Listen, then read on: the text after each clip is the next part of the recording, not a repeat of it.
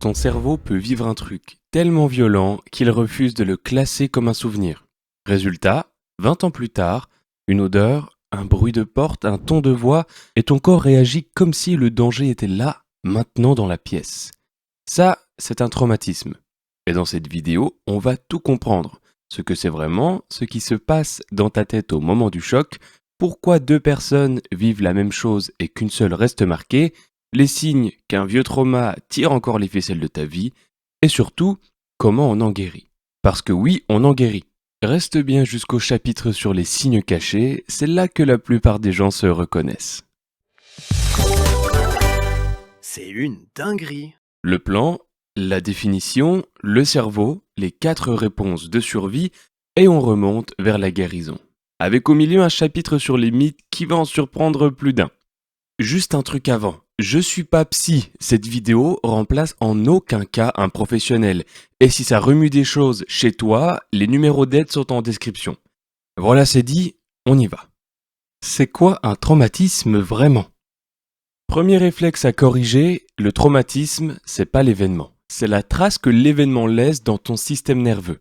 Un accident de voiture, c'est l'événement. Le fait que 3 ans après, ton cœur s'emballe dès que tu montes côté passager, ça c'est le traumatisme. Une blessure psychique mal refermée qui continue de commander tes réactions en douce. Les cliniciens distinguent 2 grandes familles et c'est la distinction la plus utile de toute la vidéo. D'un côté, le traumatisme avec un grand T, l'événement massif, brutal, identifiable. Accident grave, agression, catastrophe, guerre, perte violente d'un proche. Un jour précis sur le calendrier, avant et après. Et de l'autre, le traumatisme avec un petit T, celui que presque tout le monde ignore. Pas un événement spectaculaire, une accumulation. Des humiliations répétées à l'école, un parent froid qui n'a jamais dit un mot gentil, un chef qui te rabaisse pendant des années. Aucun de ces moments ne ferait la une du journal, mais empilés, ils creusent le même sillon qu'un grand choc. Les chercheurs parlent de traumatisme complexe quand ça se répète, surtout dans l'enfance. Concrètement, Julien, 42 ans, accident grave sur l'autoroute. Grand T, clair, daté. Manon, elle, a juste grandi avec une mère qui commentait chaque erreur, chaque note, chaque kilo. Aujourd'hui, elle est incapable de recevoir une critique au travail sans avoir les mains qui tremblent. Personne ne dirait que Manon est traumatisée, et pourtant, son système nerveux raconte une autre histoire. Toi, tu penses plutôt à un grand T ou à un petit T ? Garde la question en tête, parce que pour comprendre pourquoi cette trace reste, il faut ouvrir le capot. Ce qui se passe dans ton cerveau. 3 personnages dans cette histoire. Premièrement, l'amygdale, ton alarme incendie. Une petite structure en forme d'amande dont le seul boulot est de détecter le danger et de déclencher la sirène. Rapide, parano, zéro nuance. Pour elle, un serpent et un tuyau d'arrosage dans la pénombre, c'est pareil. On sonne d'abord, on vérifie après. Deuxièmement, l'hippocampe, le bibliothécaire. Il colle sur tes expériences une étiquette avec la date, le lieu et il les range dans les archives. C'est grâce à lui qu'un souvenir est un souvenir. Un truc passé, terminé, classé. Et troisièmement, le cortex préfrontal. Juste derrière ton front, le directeur. Celui qui analyse, qui relativise, qui dit à l'amygdale « Calme-toi, c'est juste un tuyau d'arrosage ». En temps normal, les 3 bossent ensemble. Mais pendant un événement traumatique, l'amygdale déclenche l'alarme maximale et inonde le corps d'adrénaline et de cortisol, les hormones du stress. À trop haute dose, elles mettent le directeur au chômage technique et sabotent le bibliothécaire. Résultat, l'expérience est enregistrée mais sans étiquette. Pas de date, pas de mention terminée. Comme un fichier resté ouvert sur le bureau de l'ordinateur au lieu d'être rangé dans un dossier. Et un fichier ouvert, le cerveau le traite comme un truc en cours. C'est pour ça qu'un flashback, c'est pas se souvenir, c'est revivre. Le corps est persuadé que ça recommence là, maintenant. Et, petit détail qui m'a retourné, sous stress extrême, l'aire de Broca, la zone qui fabrique le langage, se met aussi en veille. Quand les gens disent « j'ai pas les mots », pour décrire ce qui m'est arrivé, c'est pas une image, Le cerveau a littéralement enregistré la scène sans les mots. C'est chaud, hein?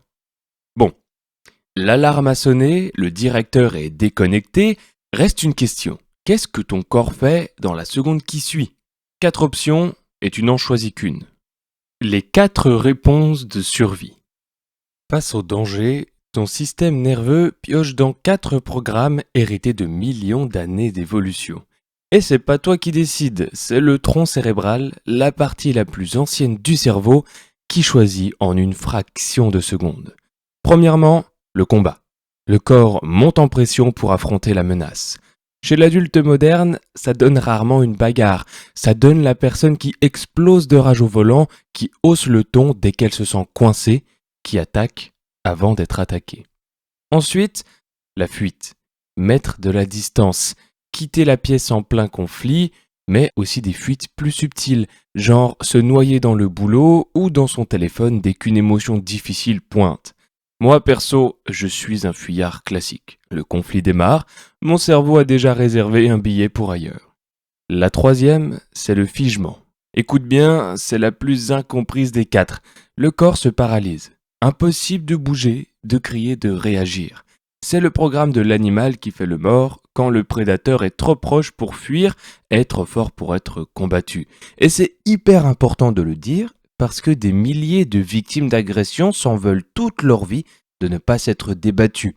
La réponse, leur tronc cérébral a calculé que l'immobilité était la meilleure chance de survie et il a coupé les commandes. C'est pas de la faiblesse, c'est pas un choix, c'est un réflexe, comme retirer sa main d'une plaque brûlante. Et la quatrième, la plus méconnue, la soumission apaisante. Apaiser le danger en lui donnant ce qu'il veut. Faire le gentil, sourire, s'écraser, anticiper les besoins de la personne menaçante. Souvent la stratégie des enfants qui ont grandi avec un parent imprévisible. Devient parfait, devient invisible, et peut-être qu'il ne se passera rien. 30 ans plus tard, ça donne un adulte incapable de dire non, qui s'excuse d'exister et qui confond amour et service après-vente. Écris en commentaire celle que tu reconnais chez toi. Combat, fuite, figement ou soumission. Je suis sûr que la section commentaires va être une dinguerie à elle toute seule. Mais là, tu te poses peut-être la question. Si tout ça est câblé dans nos cerveaux, pourquoi ton collègue s'est remis du même accident en 2 semaines et pas toi? Pourquoi lui et pas toi? C'est le chapitre qui déculpabilise le plus. Imagine 2 collègues, Sylvie et Karim, présents le même jour pendant le braquage de leur agence. Même pièce, même arme, même durée. 6 mois plus tard, Karim en parle à la machine à café, un peu secoué mais ça va.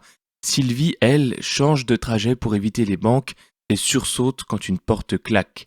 Même événement, 2 destins, pourquoi? Parce que le traumatisme, c'est jamais juste l'événement, c'est l'événement multiplié par l'état du système qui le reçoit. L'histoire personnelle d'abord. Si tu as déjà encaissé des chocs, ton alarme est réglée en mode sensible.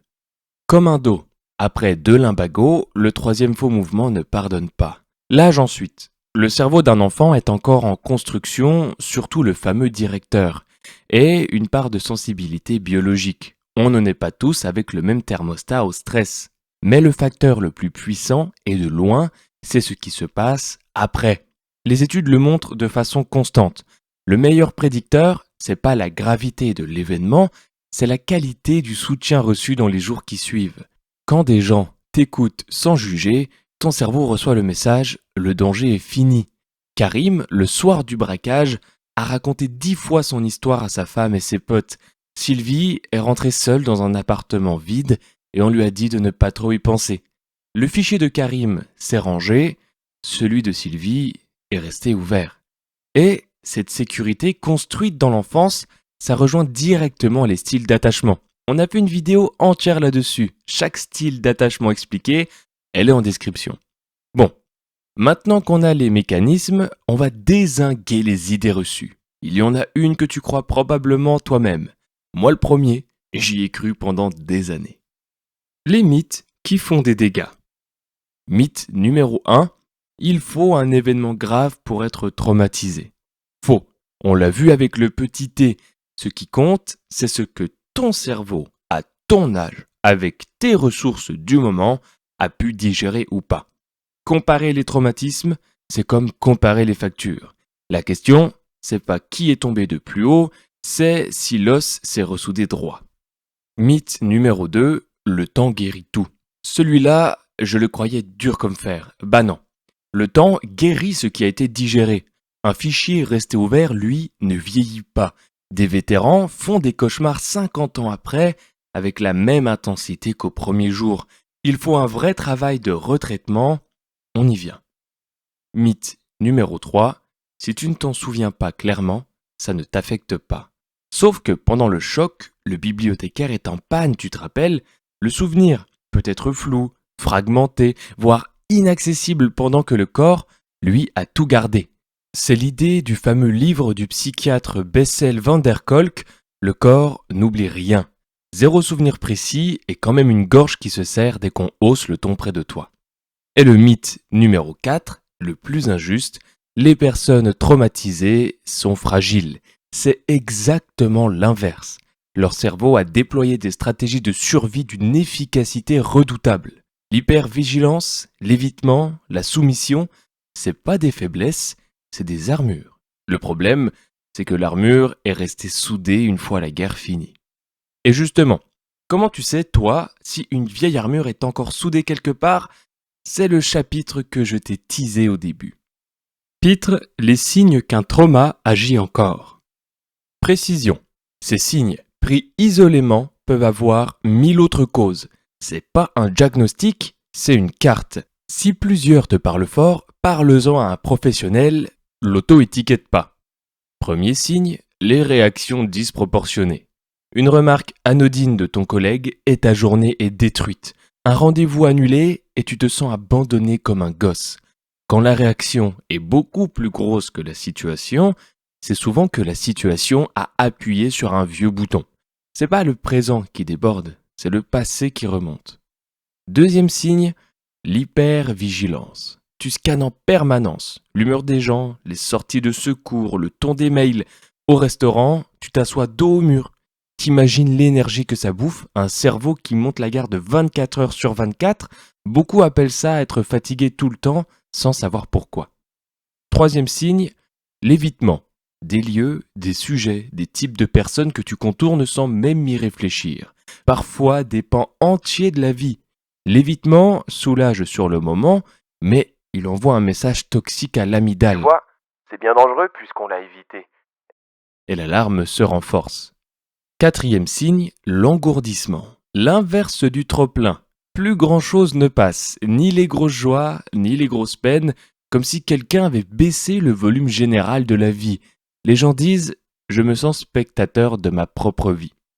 Et cinquième signe, mon préféré parce que personne n'y pense, les scénarios qui se répètent. Toujours le même genre de partenaire, le même genre de chef, le même genre de conflit. Freud appelait ça la compulsion de répétition. Le fichier resté ouvert cherche à se rejouer dans l'espoir inconscient que cette fois, ça finisse autrement. Si tu veux creuser ces schémas, on a fait une vidéo sur chaque type de personne toxique, le lien est en description. Si tu t'es reconnu dans cette liste, surtout reste là, parce que le dernier chapitre, c'est la bonne nouvelle et une vraie. Comment on guérit? Le truc le plus important de toute cette vidéo, le voici. Le cerveau qui a été blessé est le même cerveau qui peut se réparer. Ça s'appelle la neuroplasticité, sa capacité à se recabler tout au long de la vie. Un traumatisme, c'est pas une condamnation, c'est un fichier mal classé, et un fichier, ça se reclasse. La guérison passe par 3 étages. D'abord, la sécurité. On stabilise le corps, le sommeil, la relation de confiance, parce qu'aucun travail en profondeur n'est possible tant que le système est en alerte. Ensuite, le retraitement.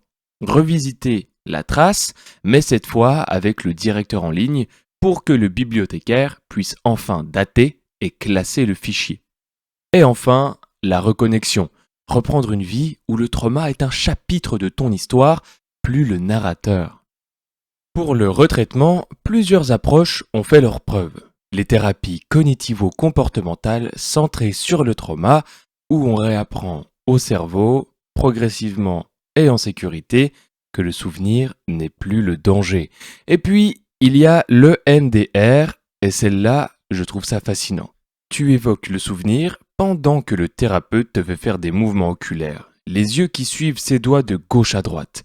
Dit comme ça, on dirait un tour de magie. Sauf que c'est une des thérapies les plus étudiées au monde pour le stress post-traumatique, recommandée par l'Organisation mondiale de la santé et la Haute Autorité de santé.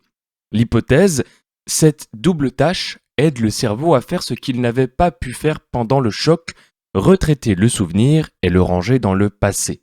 Il existe aussi des approches corporelles, logiques, puisque le trauma se loge dans le corps. Retiens surtout que guérir, ça veut pas dire oublier. Le souvenir reste, mais il change de statut. Il devient un souvenir, un vrai, daté, classé, terminé.